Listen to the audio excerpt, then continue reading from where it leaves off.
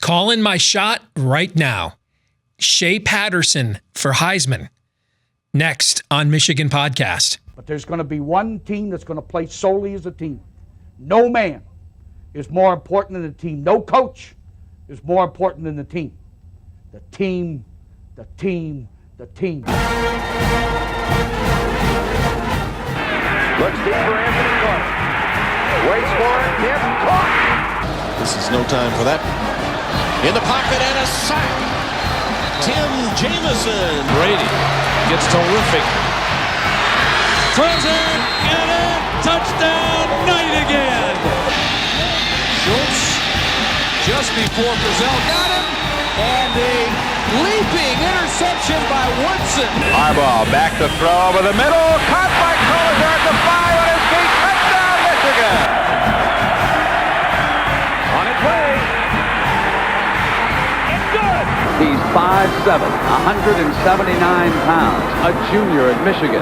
But Jamie Morris packs a wallop, and he delivers for Bo Schembechler. And here's your first play. Pressure coming. Sack. It is Glenn Steele, number 81, who fought his way through the traffic. Option. And Robinson calls his own number, and he's going to score. Oh, an easy touchdown for Robinson and Michigan.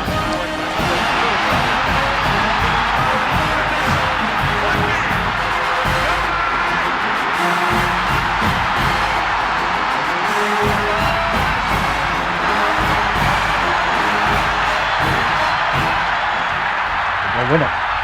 We're going to win the championship again because we're going to play as a team. And when we play as a team and the old season is over, you and I know it's going to be Michigan again. Michigan.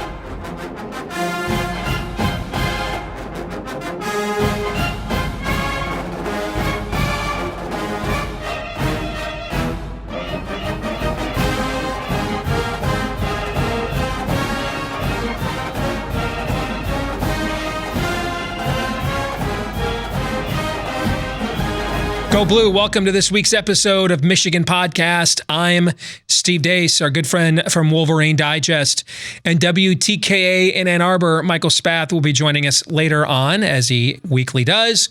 We'll be talking about the demise of Michigan's basketball season and the latest developments with spring football. But first, I know the bait ain't going to click itself nowadays, but we're not just throwing chum in the water. I am making my claim right now. Shea for Heisman. When it's all said and done, Shea Patterson, I believe, will get more Heisman Trophy votes this fall than any other player in the Big Ten, even more than Jonathan Taylor at Wisconsin, because frankly, it's become more of a quarterback award anyway. But there's a few reasons for this, but the biggest one of them all, the switch of the offense. Josh Gaddis and Jim Harbaugh, apparently they're serious. Michigan is going to more of a spread style attack, a no huddle attack. Well, that just so happens to be the offense the former 5-star recruit ran so effectively in the Southeastern Conference. I think he's going to put up monster numbers when you look at the receivers that Michigan is bringing back this year. I mean, Tariq Black, Nico Collins, Donovan Peoples-Jones, those three guys alone look like the receiver line at the NFL Combine. You throw in young receivers like Mike Sandristil, who is starring in the spring.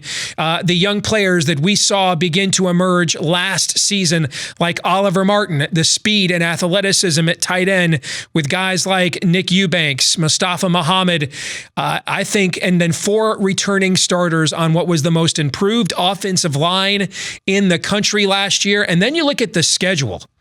You know, Notre Dame loses quite a bit on defense, including an All-American corner in Julian Love. Ohio State lost its 2 best defensive backs to the NFL, and their secondary wasn't a strength a year ago. Michigan State loses its best safety, its best corner, Justin Lane, early to the NFL draft. When you look across the landscape of the rest of Michigan's schedule, you don't see a lot of guys and a lot of teams that are going to be capable of covering all of the speed and space Michigan's going to bring to the table. And then when you look at the backups to Shea Patterson, whether it's Dylan McCaffrey or Joe Milton, those guys aren't going anywhere. In fact, they may have more long-term potential than even Patterson does. I think Shea Patterson this fall, with all of those things working in his favor, not to mention the aforementioned schematic shift, I think he's going to put up monster numbers this year. I think he is going to erase every single season passing mark in the Michigan record book, and he's going to do it from one of the biggest brands in college football. He's going to do it every single week on national television. I saw one sports book had the odds at plus 2,800 for Shea Patterson to win the Heisman. I'd be taking a look at that as a potential ROI right now. So it's not an April Fool's joke. We're not through spring football. I am calling my shot right now. Shea Patterson is going to be a Heisman Trophy candidate for Michigan this fall.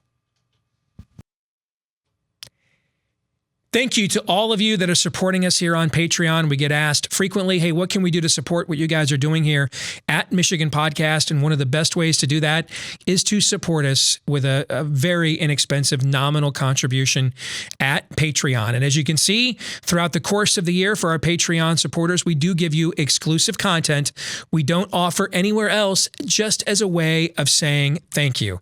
So to all of you that have supported us throughout the year at Patreon, thank you. Thank you in advance to those of you who are willing to sign up and do so in the future, and go blue. All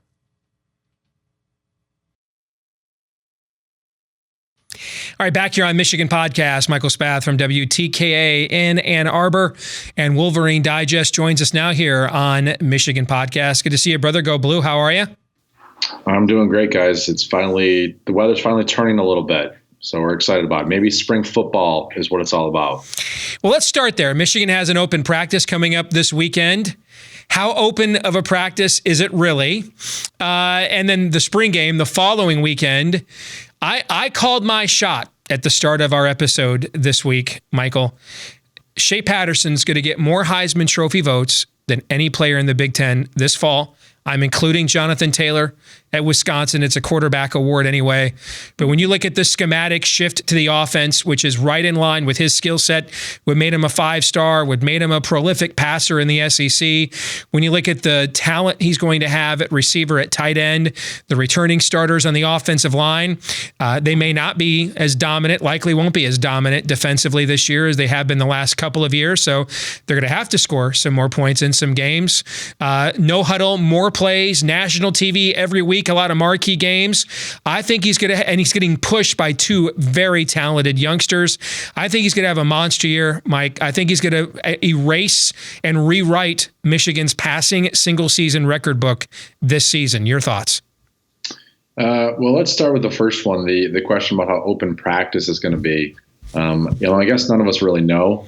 I will say this, that I'm always very skeptical of these things. I think that Harbaugh's shown in the past that he's going to show you as little as possible. But then that changed a little bit this week when he went on his podcast and he went all out describing every single position group and who the starters are and who the backups are. So maybe this is a new era of the Jim Harbaugh tenure. Maybe he's a little bit more lax and he's going to open up, have a little more fun with practice. I still don't believe it. But I'm not going to be there on Saturday. I just don't think it's going to be worth my time. But I certainly, if the fans come out and some of the media comes out and says, my God, like we really saw a ton at this spring practice, then I'll be excited about going to the scrimmage, the spring game a week from Saturday. In terms of Shea Patterson, oh boy, it's that old grain of salt or how much pepper you want to throw in your dish too. I don't know, Steve. I mean, we've heard these narratives before. We've heard, Pep Hamilton talking about, opening up the offense and things like that. I agree with you from this respect, is that if the weapons that are around Shea Patterson are as good as around any quarterback since Chad Henne was the starter as a senior in 2007, we had Manningham and Arrington and Greg Matthews and Mike Hart. So the weapons are there to be really explosive and to put up the type of production numbers that you're right. We have not seen a Michigan quarterback do since John Navarre back in 2003. Josh Gaddis keeps on saying that they're going to run a certain offense. Ed Warner confirmed it this past week. They're going to run more spread, up tempo, no huddle, skill sets that really kind of appreciate Shea Patterson. I think everybody's talking about this. The only person that can get in Shea Patterson's way is Jim Harbaugh. And if he wants to move to the ball control disciplined D that he's been using the last couple of years. He's what stands in the way of Shea Patterson having a prolific season. And it sounds like from listening to the way that he's allowing these assistant coaches and going out there getting Josh Gaddis, that he's finally willing to turn over this offense to other people. And if that's the case, then I agree with you that Shea Patterson is due for a monster season. Well, there's a historical analogy here, too. You'll recall when he was ruled eligible last May, we went through a highlight reel here on Michigan Podcast. And, I thought you had a very appropriate comparison between him and Tate Forcier, just with more arm talent and maybe more sanity. People compared him to Johnny Manziel. But the player he reminded me the most of is Jim Harbaugh when he played. I mean, even running around with the ball kind of dangling out there. If you put up film of Coach Harbaugh in the mid-'80s with Shea Patterson, they are, and their height, they're basically carbon copies. Their throwing motions are very similar. And if you look at Jim's trajectory, his first full season as the starter at Michigan, he led the nation in passing efficiency. He didn't have prolific numbers, just very efficient numbers behind what was considered one of the nation's best defenses coming off a disappointing season. What did Shea Patterson do last year? Not prolific numbers, but very efficient numbers, playing with a dominant defense for a team coming off a disappointing season the prior year. And then it was the next year with the Greg McMurtrys and the John Colasars and the Paul Yokishes and all those guys and the Jamie Morrises and the Gerald Whites and all those offensive linemen, all those players that they had coming back, and they lost some key players from that 85 defense. So they had to score some more points. And you saw Jim Harbaugh now go to finishing third in the Heisman Trophy balloting that year, second team All-American behind the Heisman Trophy winner, Vinny Testaverde. In fact, there's a great story about Harbaugh going on to the NFL when Bo was on a home visit with Rick Meyer. The top quarterback in the country, coming out of Goshen, Indiana, and his parents were both Michigan grads. And he thought, I've got this thing in the bag, and it's down to me and Notre Dame. And Bo's in his house, and it's Monday Night Football, and Harbaugh is making his first career start for the Bears. And Dan Deerdorf is doing the Monday night game, and he comes on and he says, in the history of the NFL, there's been something like 16,847 touchdowns thrown. None have ever been thrown by a Michigan quarterback. And Bo looks at Rick Meyer and his eyes get all big. And Bo looks at him and says, but young man, you're going to be the first. Okay, and of course, Rick Meyer ended up going to Notre Dame and beating us while he was there once. But I think there's a career trajectory similarity here too, where I think it's the next year that he's more used to the system. They open it up more. When you look around and then you look at the defenses they're going to play this year, Michael. Ohio State secondary was not good last year. It lost its two best players from that unit to the NFL. When you look at Michigan State lost its best safety, its best corner to the NFL. Notre Dame lost its All-American corner, Julian Love, to the NFL. There's not a lot of, I don't see a lot of teams on our schedule that are going to be able to defend if we're truly serious. That's the caveat. But if we are serious about speed and space, we have too many athletes for the opposition on our schedule this year to contain all those players. I think he's going to put up monster numbers, I believe. Yeah, one other thing to look at too is, and I'm going to have an article out on this week on Wolverine Digest, is if you look at quarterbacks, first-year starters under Jim Harbaugh when he was at University of San Diego, and then he was at Stanford, and then he was in San Francisco, and we saw it a little bit with Jake Rudock his first year in 2015. Essentially, guys that have been first-year starters under Harbaugh, he has kept under wraps. He's never let any first-year starter for him just go wild and nuts in terms of throwing the football. That guy's almost had to prove himself and earn Jim Harbaugh's trust and respect. And then that second year, Andrew Luck is a perfect example. Colin Kaepernick. You can, back to his San Diego days. That second year, those guys seem to just explode and put up, far bigger numbers. Not twice as much, but generally like 1.5 times as much as they did the year before. And so I wonder if that's going to be the case again. And we started to see it a little bit in 2015 with Jake Rudock, where the first 6, 7, 8 games he didn't really have much of a leash, and then they just turned him loose, and he put up he put up essentially a season's worth of stats in the last 5 games of the season. And so maybe we would have seen that with Wilton Spade a year ago if he doesn't get hurt in the Purdue game, or 2 years ago I should say. But I think we're going to see that with Shea Patterson, where now Harbaugh trusts him. He knows he can take care of the football. He knows he's a leader. He knows that the guys trust him. And I think you're right that we should see this prolific season from the quarterback that we really haven't seen. I mean, as incredible as Michigan football has been over the course of the last 50 years, we have seen very few top-notch, just crazy number, video game number quarterback performances. I mean, it's commonplace nowadays for guys to throw for 3,500 yards. I think if you look in the last 5 years, there's probably been about 100 quarterbacks that have thrown for 3,500 yards. And in Michigan's history, they have 2 quarterbacks that have thrown for 3,000 yards, and that's it. And so, yeah, it should be a number that it gets eclipsed by week 9, by week 10, and blown past as on their way to Ohio State.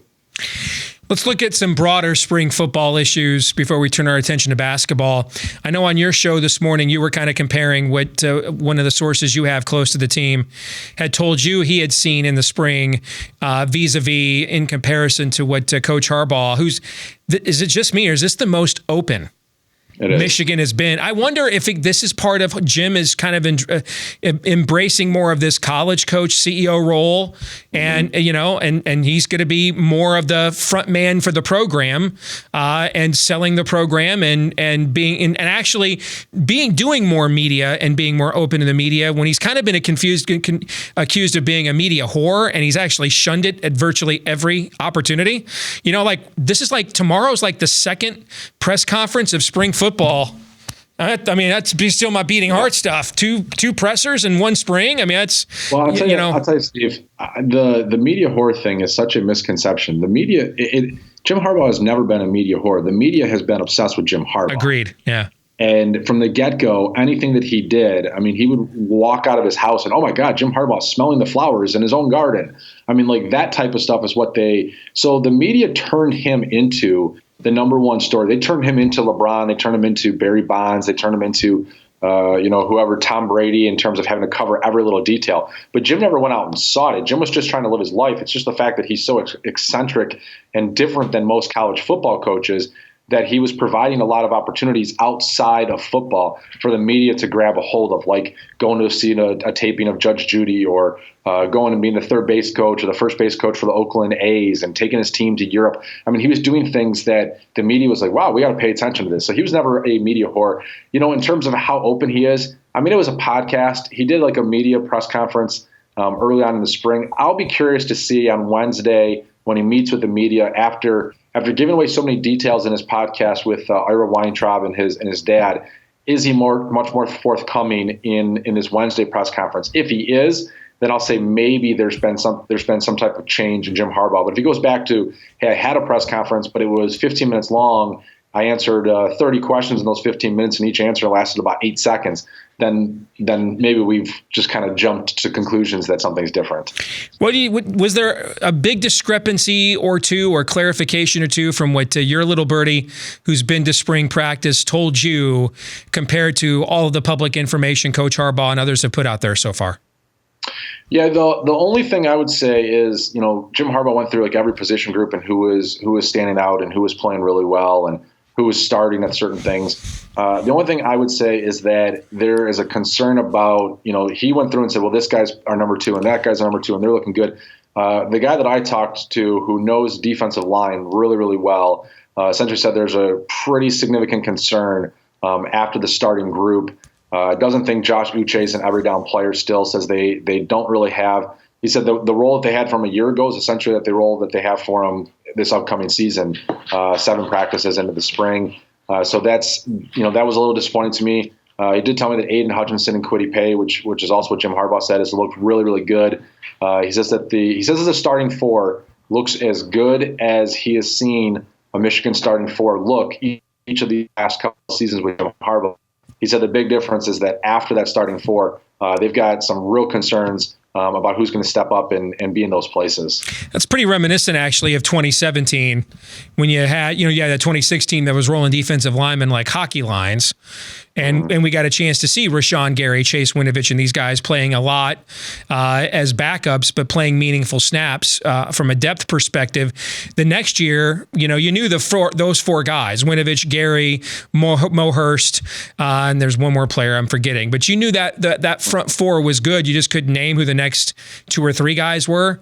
Right. And last year, again, we had a lot of depth, and we're kind of rolling some hockey lines up there. That's why I got to hear names like Kwity Paye and Josh Uche and some of those guys. And now it kind of sounds like we're kind of where we were in 2017, where, hey, that front four sounds pretty good, and maybe a front five if Luigi Villain's health is as advertised. But then when you get past those guys, you're kind of crossing your fingers there a little bit.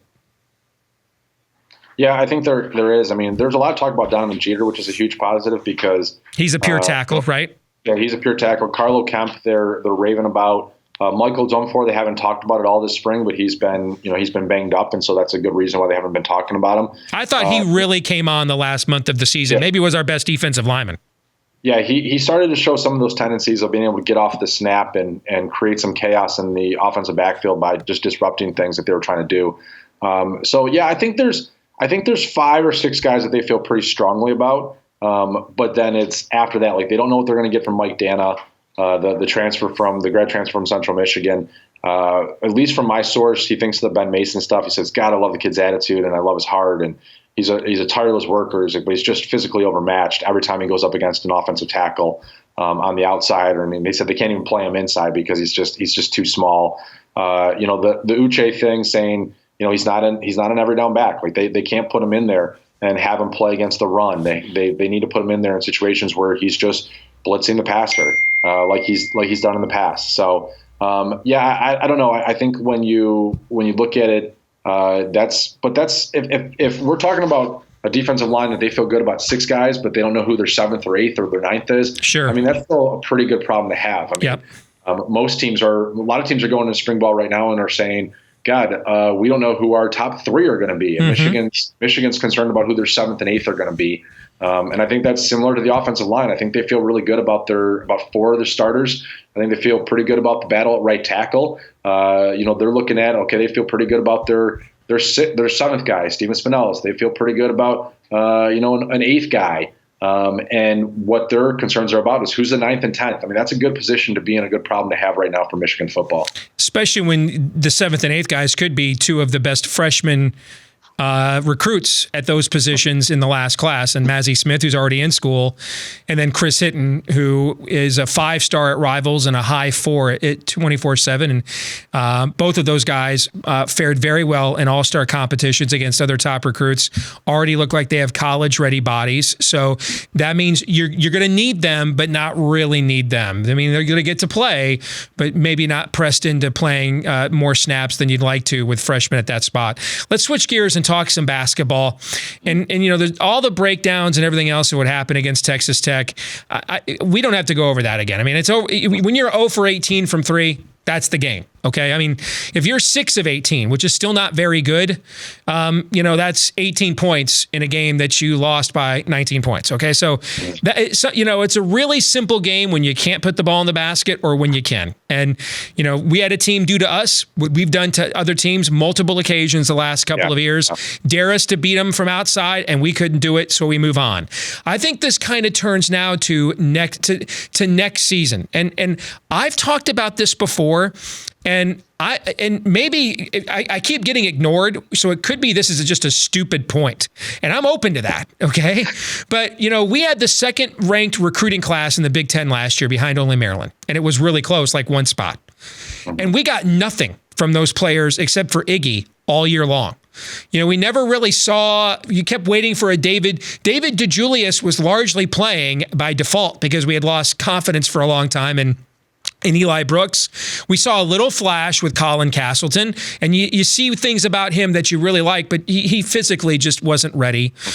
Brandon Johns had 1 good half against Indiana, and then that was about it. And then you have Adrian Nunez. And I really believe the untold story of this season is when you take Yoda off the Jedi Council for 4 months, you've still got a lot of Jedi Knights there, but there's only one Jedi Master, and we went in the whole month of June or the whole month of May or June was, hey, is John Beilein going to coach the Pistons or not?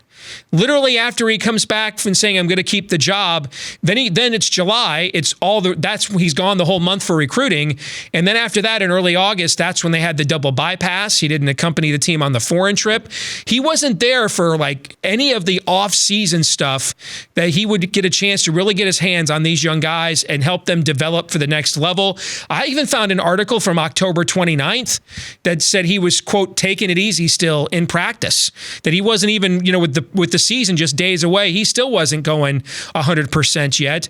I really think when you take one of the best talent developers in the game away from his team for the 2 or 3 key developmental months of the college basketball calendar, I think that is the number one reason why we never developed any depth, and that limited this team's potential to take that next step as the season wore on. Michael, what are your thoughts? Well, that's a pretty comprehensive thought there, Steve. So I'm going to let you own that one. I think that's an interesting take. I don't disagree with it.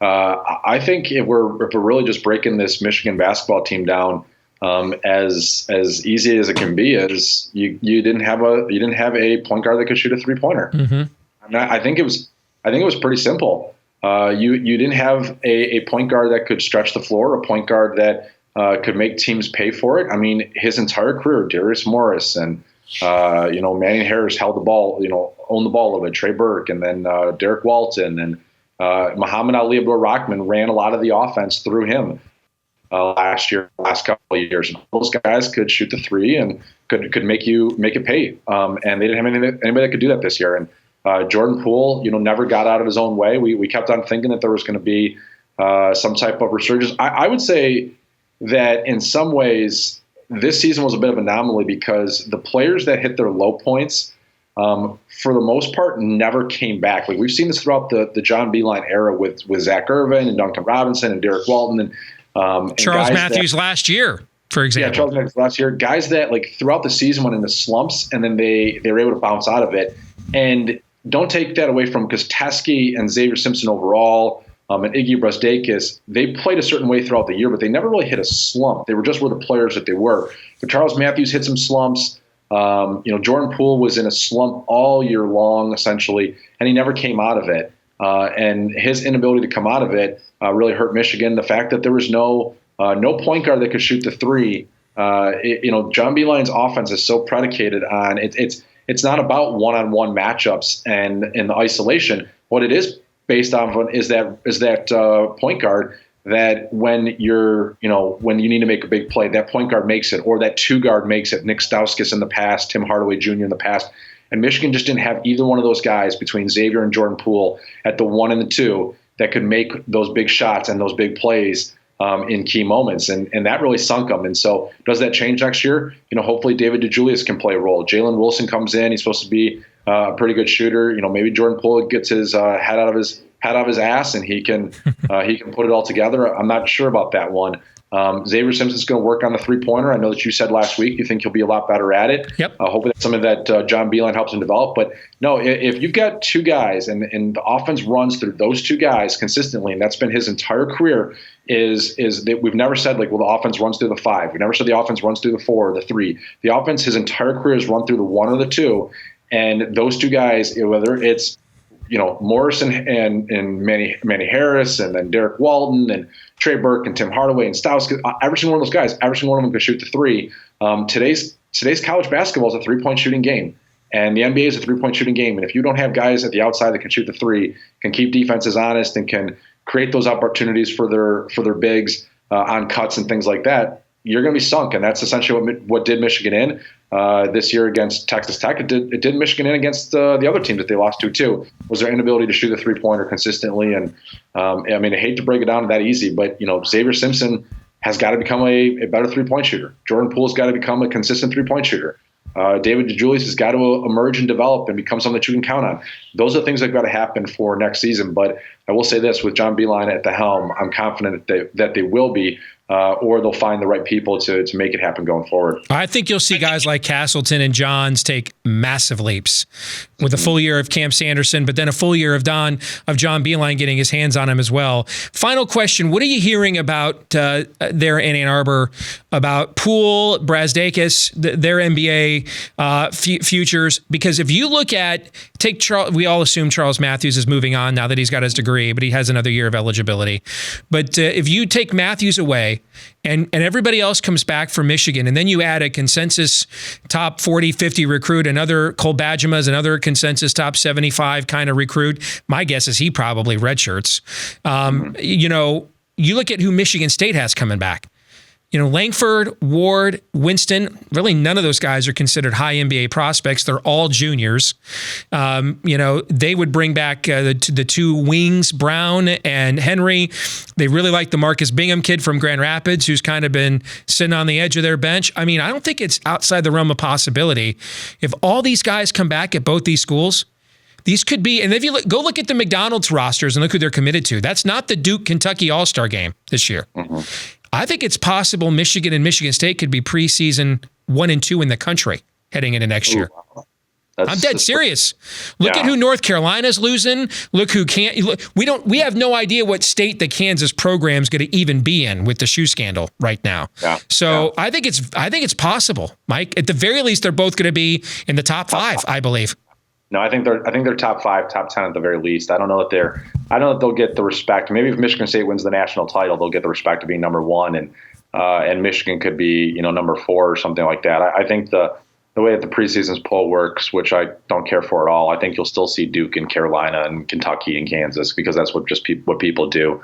I do think you're right. I will say this: all indications are that Iggy and Poole are both going to test, but they're both going to be told, like, you're not NBA draft picks yet. You're not first rounders. You're probably not second rounders. You've got a long way to go. And so everything that we've heard is that Iggy is certainly going to learn from it, get his grade, and then come back for a sophomore year. I think Jordan Poole's a different scenario altogether. I know the family is extremely frustrated with the Michigan fan base. I know that Jordan Poole is frustrated with Michigan fans. He feels like he's been the scapegoat all season long. They're fed up with the media. I think what they need to do is they need to remove themselves from this situation for a good month, let the kid finish his sophomore year, finish up school, and then take your time. And the good news is that they don't have to make a decision right away. I have heard that he could. If there was a possibility where he didn't have to sit out a year, I've heard the possibility that he would even transfer. Because they've been so unhappy with just the circumstances around Michigan basketball, not necessarily the coaches or the players, his teammates, but everything else. So I would keep an eye on that. I think he's a wild card. I don't know that he is back at Michigan next year, but I think the NBA is not going to be on the table for Jordan Poole, and so that was probably push him back. I think John Beilein, this is going to be one of his biggest recruiting pitches, is like, hey, come on back. Yes, you were unfairly picked on. You've got a lot of growth in your game, but just as much as you've been the villain this year for the fans, remember when you were the hero, and you can be the hero again all of next season as a junior, and that might appeal to Jordan Poole and his family. Again, I didn't even mention the guy who might have the highest ceiling on next year's team, Isaiah Livers. I didn't bring up his name. In terms of what he brings to the table and the production and potential untapped, he might be the highest ceiling player in the program next year. So good stuff, Michael. Thanks for joining us today on Michigan Podcast. Good to see you. All right, appreciate it, guys. If you like what we do here, WolverineDigest.com is the website. We update it frequently with commentary. If you don't want to wait until Tuesday and when a new episode gets unveiled each week, keep updated each and every week at WolverineDigest.com. Both myself and Michael Spath from WTKA and Ann Arbor write commentary there each and every day. WolverineDigest.com. This week's Twitter poll results, we asked you, what final grade do you give Michigan's basketball season? 70% of you a B, 20% of you an A. 10% of you said a C. Man, of a 30-win season, because we just hand those out like candy around here. If a 30-win season's a C, I hope you're not my youth coach. You're tough to please. Some of you are a tough crowd. I'd probably be in the B category. I'd probably put a B+ on it, but Twitter only gives you so many options, so I couldn't add pluses and minuses, so I just made them whole letters. Let's get to this week's question of the week, and it comes from Brandon Trejo, who says, I'm confused. I hear that Charles Matthews graduates in the spring, yet a lot of the Michigan sites are stating they expect him to go pro. Does he have any eligibility left at Michigan? He does, in fact. He is eligible to be a fifth-year senior next year. But he was given a senior day. He will obtain his degree in May. So because of that, not to mention his desire to play professionally, he's going to be 23 years old. That's why a lot of people are doing the math, even though Matthews himself has not definitively said he will not return. But a lot of people have done the math, also taken a look at how Michigan's recruited. If he comes back right now, they'd be a scholarship over for next year, I believe. So you do all that math, 2 + 2 = 4, and people have deduced that Charles Matthews would not be back. I don't think it's 100% he won't be back. I mean, I could see him go to the camps and not get the grade that he wants, knowing how much he loves being at Michigan. I could see him and looking at the team potentially coming back next year. I wouldn't put a high value on it. 10%, 15%, 20% at the most. But I don't think it's a metaphysical certitude that he's done in a Michigan uniform. It's just the most likely outcome. I want to thank all of you who watched us again this week here on YouTube. If you haven't done this yet, please give us a like and a share and subscribe to our channel. Share it with all the Michigan fans that you know, please. You can also support us on Patreon, patreon.com/Michigan Podcast. Check out all of our work. We've got an updated football roster and analysis and more on the website at wolverinedigest.com. I'm always posting my commentary on a regular basis as well. If you follow us on Twitter at Michigan Podcast, if you listen to just the podcast version of this, iTunes, Stitcher, Google Play, et al., if you'd leave us a 5-star review on the podcast platform of your choice, we would appreciate it. And we appreciate all of you that have done that already. And finally, we appreciate our friends at Detroit Sports Podcast as well, who each week help to get the word out about what we do here on Michigan Podcast. Until next week, I'm Steve Deace. Go Blue.